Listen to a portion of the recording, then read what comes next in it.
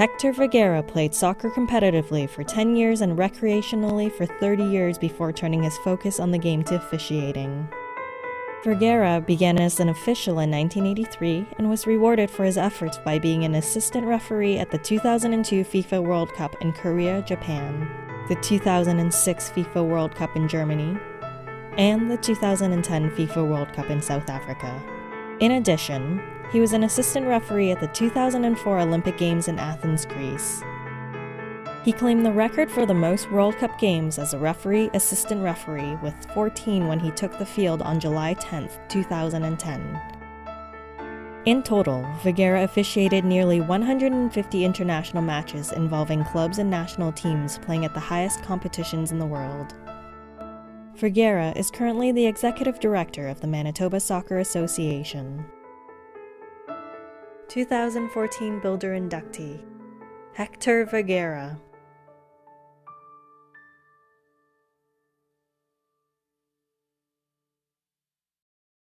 Ladies and gentlemen, we cheer the referee. Please welcome inductee in the Builder category, Hector Vergara.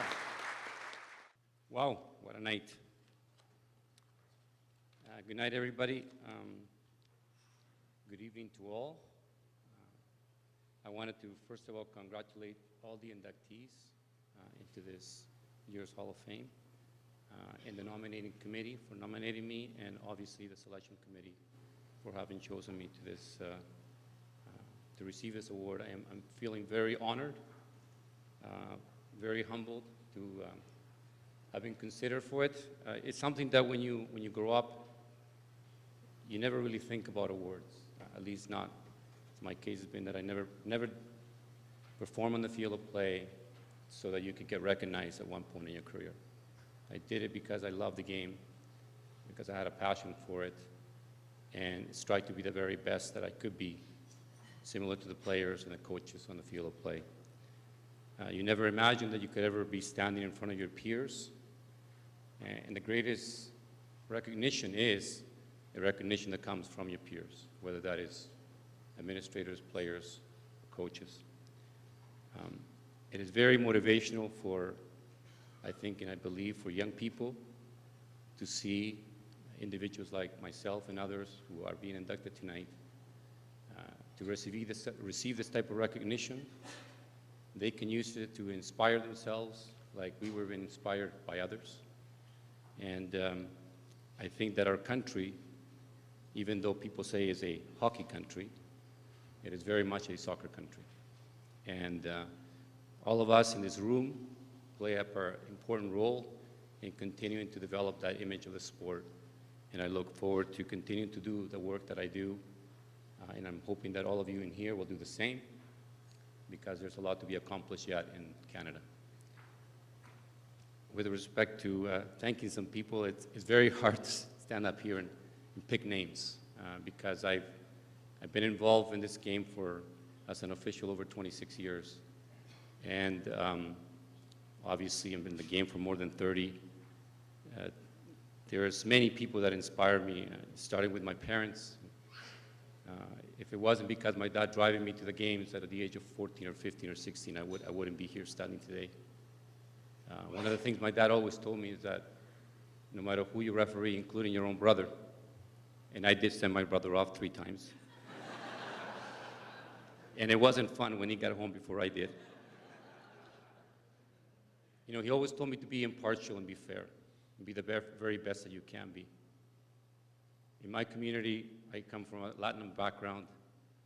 I became the black sheep of that community because I refused to be biased against that, in favor of that community. I always wanted to be fair. Believe me, players and coaches and administrators, a referee never wants to go on a field and make a mistake. We are human beings and we do make them, but we try our very best every time. I want to thank also my family for their unconditional support.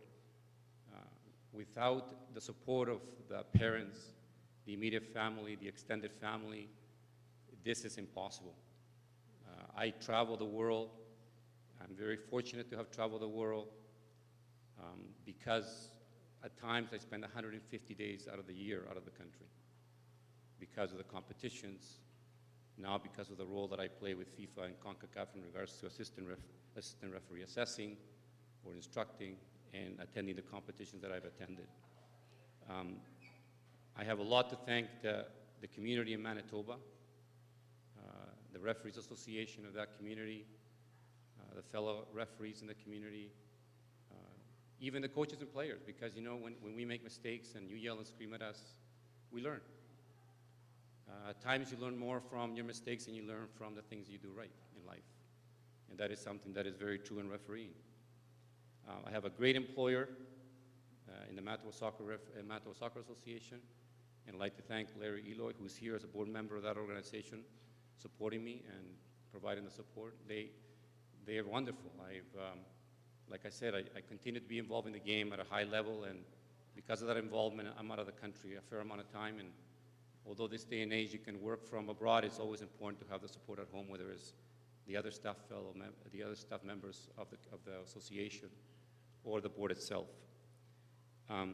There's been many instructors and assessors in my career that have played a major role in my development, and I'm hoping to continue to thank them by giving back to the game, whether it's the administrative role of the executive director of the Manitoba Soccer Association, or whether it's training young referees and assistant referees to become the best they can be in the future, and inspiring them to be a great role model for others as the game continues to develop.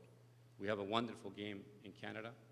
I think it's only good things coming forward in the future with all the competitions that we're hosting, and I think referees, as players and coaches, we all want to play a part in that.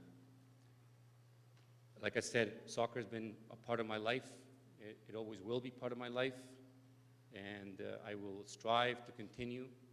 I think I'm fairly young still, and I strive to continue to provide as much guidance, support, and hopefully continue to allow the game to grow and help the game grow in Canada, in my province, in my city. My wife's a little concerned because when I retired from officiating 3 years ago because of age, I said to her, and we were actually on vacation in Chile for 3 months, and I said to her, okay, well, this is the end of the rope. She has seen the end of the light. It was at the end of the tunnel, the light was there. She was happy that I was now going to be home, be able to raise the 3 children, and I have very young children. And then a letter came from FIFA. And the letter says, you've now been appointed to the FIFA Referees Committee. So I turned around and say, yeah, another 20 years.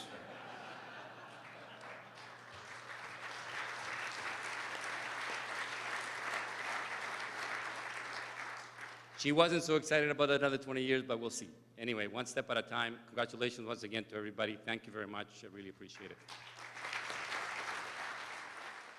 Right now, former referee, and what a day it must be for Hector Vergara. Hector, what a day it is for you and your family. What are the emotions going through your mind today? Well, it's wonderful, you know, to be honored by your peers.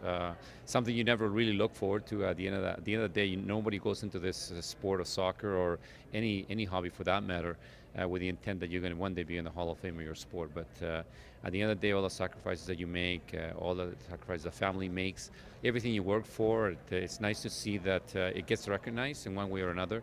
But to ultimately to be recognized in a Hall of Fame of your sport is something out of this world and fantastic. Hector, when did it come to you that it was a desire for you to become a referee, to go on to success like you did and really enjoy and have a passion for it?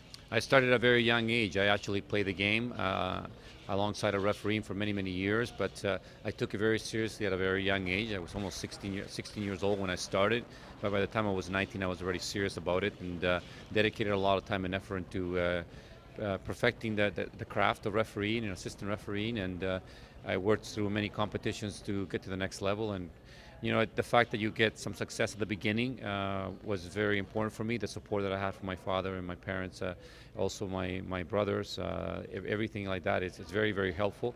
And colleagues, you know, because at the end of the day, it's not an easy task to officiate matches. And as such, when you officiate and things don't go that well, you need the support of the people around you. So that my support system was very good, and therefore I continue upon the career, and it obviously led to more successes, and success upon success, it motivates you to continue to get better. Hector, give us a match that you'll never forget still to this day that you really enjoyed, or maybe a match that was really a bit spicy out there. Well, you know, there's many of those, and I don't mean spicy. I mean that there's many that I can't forget because I had a very long career and a very lucky to be to have had that career, and therefore there's many games. But obviously being involved at the Men's World Cup, doing 14 matches, and therefore you know, doing two third place finals. Those type of games are very important. And you're doing, you know, world powers when you're refereeing Uruguay, Germany, for example, Italy, Germany, teams like that, Brazil, England. Those are the games that you don't really forget about at all. And you know, there's other competitions like the FIFA Club World Championship 2005, where, you know, it was a very controversial match, and at the end of the day, I was proven correct. But yeah, there's too many to pick one. I enjoy them all. I was very fortunate, and I hope that many more young referees in Canada have the same opportunities in the future. Well, you read my mind. The last point is this, and then we'll let you go, Hector. Today, there's not enough young referees that are getting involved. A lot of parents are steering them away from the industry, the passion that you had to ref games. How today do we get more and more young people involved? Because you and I both know parents, coaches yell, scream, swear at these young referees. They get turned off after a couple games. How do we get them motivated and involved in the game? Because without refs, there's no games. Yeah, you're right. Without the referees, there is no game. And it's a very difficult question to answer because we all have that problem. And it's not only a problem in each province here in Canada, it's a problem around the world. We face this everywhere. So I think part of it is having a very strong support system. I think you need to be able to be there for the young referees, be able to educate them, teach them the ropes, and support them along the way. Because without the support, if they feel alone out there, then they're not going to continue. They're likely going to quit. So having a strong support system and continue to work hard at the provincial level and at the CSL level to support the young referees is going to be critical for their success. And obviously, to me, we also need the education of the parents and the coaches, that they have to understand that referees are going to make mistakes, especially young referees when they're starting out at the craft. It's not easy to be a perfect referee. There is no perfect referee. So at the end of the day, they have to be lenient, they have to be understanding, and be educated that they are part of the solution as well. So as we let you go very quickly, is it time for video replay in the world of football as we know it? Is it time to help out the refs? I think in some elements, yes, but there's other elements that can be difficult to do. I think part of the passion of this sport is the fact that there's a human element. Not only do players make mistakes, coaches make tactical mistakes, referees also make mistakes in the game, and that is what's really a real passion to it. And we have a real flow to our game that is the envy of many other sports. And if you bring video replay into this game, then all of that flow, that passion may disappear, and we may have a totally different game than we have today, or that we have it in the past. So I think you have to be very careful as to when you're going to consider video replay and for what circumstances you're going to consider it. It's also very expensive. You want the same game at the youth level to be the same game at the World Cup level, and to keep it consistent, you cannot have video replay at under 9 competition. Well said, well spoken. Congratulations. Enjoy the rest of the evening, and God bless you for giving back so much to the community. Thank you very much. Really appreciate it. It's an honor.